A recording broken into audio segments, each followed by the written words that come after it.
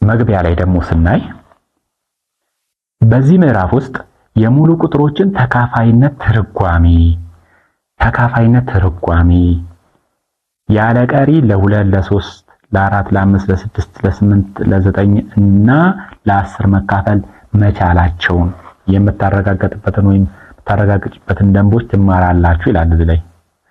በተጨማሪም ስለ ብቸኛና ተተንታኝ ቁጥሮች ከዚህ በፊት አይተናል። ብቸኛ ማለት ለአንድና ለራሱ ብቻ የሚካፈል፣ 0 እና 1 ደግሞ ብቸኛም ተተንታኝም አይደሉም። ይሄ ለአንድና ለራሱ ብቻ የሚካፈል ነው ብቸኛ የሚባለው። ለምሳሌ 2 3 5 7 አይደል እያለ የሚቀጥል ቁጥር ማለት ነው። እዚህ ጋር ደግሞ ተተንታኝ ደግሞ የሚተነተን ነው። ለምሳሌ 6 ብንል ይሄን በ2 3 ነው የሚደርሰው። 12 ብንል ይሄን በ2 6 ይሄን በ2 ስንት 3። አያችሁ ተተነተነ ማለት ነው። በሌላ አካባቢ ተተነተነ ማለት ነው። ስለዚህ ብቸኛና ተተንታኝ ቁጥሮችን በዛ ማየት እንችላለን። የተሰጠ ሙሉ ቁጥሮች በብቸኛ አካፋዮች ቁጥሮች በመተንተን እንዲሁም አካፋይና ተካፋይ ሙሉ ቁጥሮችን በመጠቀም የሙሉ ቁጥሮችን የትልቁ የጋራ አካፋይ እና ትንሹን የጋራ ተካፋይ ትለያለህ ይላል። እዚህ ጋር ትልቁ የጋራ አካፋይ ይሄንን ምን እናደርግ እዚህ ጋር ትልቁ የጋራ አካፋይና ትንሹን የጋራ ተካፋይ። እንግዲህ በዚህ ምዕራፍ ውስጥ ትልቅ ትኩረት የሚሰጣቸው እነኚህ ሁለቱ ሐሳቦች ናቸው። እነኚህን ደግሞ ትንሽ ነካክተን እንለፍ በኋላ በደንብ ሐሳቡ እንዲቀለል ማለት ነው። ምንድነው የምናደርገው? መጀመሪያ አካፋይ ነን ትልቁ የጋራ አካፋይ የሚለውን ሐሳቡን ነን እስቲ። ለምሳሌ የ12 እና 15 ነን 12 እና 15 ለማን ነው የሚካፈለው? 12ን ቀድመን 12 ለማን ይካፈላል? ለ1 ለ2 ለ3 ለ4 ለ6 እና ግማሽ ላይ ስለደረሰ ራሱ 12። ጥሩ። ቀጥሎ ደግሞ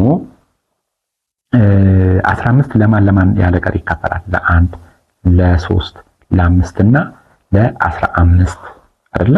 ስለዚህ አሁን ከነኚህ ውስጥ እነኛ አካፋዮች ናቸው። እነኛ አሁን አካፋይ ነው የሚባሉት አይደለ? አካፋይ ነው የሚባሉት። እነኛ አካፋይ ነው የሚባሉት። ይሄም አካፋይ ነው የሚባለው አይደለ? ከዚህ ውስጥ የጋራ ደግሞ እንለያለን። አሁን የጋራ አካፋይ እንዴት እናደርግ? አካፋይ ከዛስ የጋራ እነማን ናቸው? ከዚህ ውስጥ የጋራ እነማን ናቸው?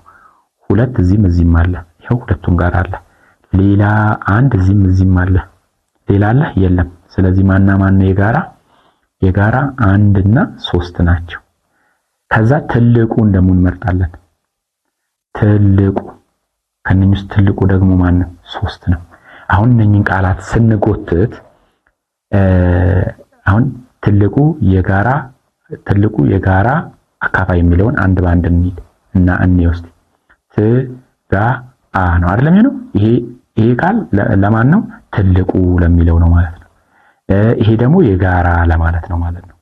ይሄኛው ደግሞ እቺ ደግሞ የማነች? አካፋይ። ከአካፋዮች ውስጥ የጋራ እናወጣለን። ይሄው የጋራ ነው። የጋራ ከወጡት ውስጥ ትልቁን እንመርጣለን ማለት ነው። ትልቁ የጋራ አካፋይ። ስለዚህ ስንት ሆነ? ለዚህ ስንት? 3 ሆነ ማለት ነው። በተመሳሳይ ሁኔታ ደግሞ የማንን መስራት እንችላለን? የ2ንና የ3ን ትግአብን መስራት እንችላለን። ትግአብ ይሄንን እዚህ ጋር ያለው ላጥፋውና ይሄ ትጋ ማለት እንግዲህ እንዳያችሁት ነው፣ አብሬቪዬሽን ነው ማለት ነው። ስለዚህ ትግአብን እስቲ የስንትና የስንትን? የ2ና የ3ን ትግአብ ብዜት ለማለት ነው። በቃ የሁለት ብዜቶች እነማን ናቸው? የሁለት ብዜቶች ከራሱ ነው የሚጀምረው። እዚህ ጋር ማስተዋል ያለባችሁ አካፋይ ካለ ከአንድ ጀምሮ እስከ ተሰጠው ቁጥር ይሄዳል። እያችሁ አካፋይ ካለ ከአንድ ጀምሮ እስከ ተሰጠው ቁጥር ይሄዳል። ተካፋይ ካለ ደግሞ ብዜት አይደለ? የሁለት ብዜት ማለት እኮ ተካፋይና ብዜት ተመሳሳይ ነው። ተካፋይ ካለ ብዜት ነው። እዚህ ጋር ልጻፍላችሁ። ተካፋይ እንዳሻማችሁ ቃሉ ብዜት ማለት ነው። እሺ ብዜት። ስለዚህ የሁለት ብዜቶች እነማን ናቸው ነው? የሁለት ብዜት ከሁለት ነው አይደል የሚጀምረው? ሁለት ስንት? ሁለትን በአንድ ሁለት በሁለት 4 6 8 10 12 18 14 16 18 20 እያለ እንደዚህ ይቀጥላል። እንግዲህ መቆሚያ የለውም። አያችሁ መቆሚያ የለውም፣ ይቀጥላል። የሶስት ደግሞ ብዜቶች ይሄ ታይም ቴብል ላይ የምታውቁት ማለት ነው። የሶስት ጊዜ ቤት እንደማለት ነው። 3 6 9 12 15 18 ከዛ 21 24 28 27 እያለ በዚህ መልክ ይቀጥላል። መቆሚያ የለውም። አሁን ማስተዋል ያለባችሁ ብዜት ከተባለ የሁለት ብዜቶች ወይም ብዜት ከተባለ ከቁጥሩ ይጀምራል፣ መቆሚያ የለውም። ከቁጥሩ ይጀምራል፣ መቆሚያ የለውም። በቃ አካፋይ ከተባለ ከአንድ ይጀምራል እስከ መጨረሻው እስከ ራሱ ቁጥር ነው የሚሄደው ማለት ነው። 15 ከ1 እስከ 15። የሁለት ብዜቶች ግን ከሁለት ይጀምራል፣ መቆሚያ የለውም። ይሄንን በደንብ ትኩረት ሰጡ። ምክንያቱም የዚህ ምዕራፍ ዋነኛ ዓላማው ትግአና ትግአብን መፈለግ፣ በቬን ዲያግራም ማስቀመጥ፣ መዘርዘር፣ መተንተን፣ በብቸኛ ቁጥሮች መተንተን ምናምን ስለሆነ እንግዲህ ትልቁ ትኩረት የምትሰጡት ሐሳብ ይሄ ነው። እቺን ቁልፍ ከያዛችሁ ግን በቃ እቺ ቁልፍ ነች ማለት ነው። እቺን ቁልፍ ከያዛችሁ ሐሳቡ ይቀላችኋል። እቺን ነገር ከተረዳችሁ የሚያሻማ ነገር አይኖርም ማለት ነው። አያሻማችሁም። አያችሁ፣ የሚያሻማ ሐሳብ አይኖርም። አሁን ቅድም እንደሰራ ነው ብዜት እንላለን። አሁን እዚህ ጋር የጋራ እናወጣለን። እስኪ ብዜት እንበል። እዚህ ጋር ብዜት፣ ከዛ የጋራ እነማን ናቸው እናውጣ። የጋራ 6 አለ፣ 12 አለ፣ 18 አለ። እንግዲህ ይቀጥላል። ይሄ ማለት ያቆማል ማለት አይደለም። ስለዚህ ስንዘረዝር የጋራ ከሆኑት ውስጥ ማን ነው ማለት ነው? 6 12 18 እያለ እንደዚህ ይቀጥላል ማለት ነው። አይቆምም። የጋራ የሆኑት በዚሁ መልክ ነው የሚቀጥሉት። ከዛ ትንሹ ከነኝ ውስጥ ማን ነው? ትንሹ እያችሁ ትንሹ ማን ነው ከነኝ ውስጥ? 6 ነው። ለምንድን ነው ትንሹ? ትልቁ ለምን አልተባለም? ትልቁ አይታወቅም። አያችሁ፣ ተዘርዝሮ ስለማያልቅ ትልቁ ጋር አይደረስም። ትልቁን አፈልግም፣ አይጠቅመንም።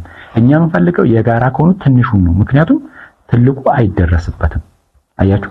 ስለዚህ ይህንን አሁን አብሪቬሽን ስንጽፍ ትንሹ የጋራ ብዜት፣ ይሄ አብሪቬሽኑ ምን ይሆናል? ት ለማን ነው? ለትንሹ ነው ማለት ነው። ጋ የጋራ ነው ማለት ነው። ብዜት ትንሹ የጋራ ብዜት ስንት ሆነ ማለት ነው? እዚህ ጋር ስንት ሆነ? 6 ሆነ ማለት ነው። እንግዲህ ይሄንን ነው የምትማሩት።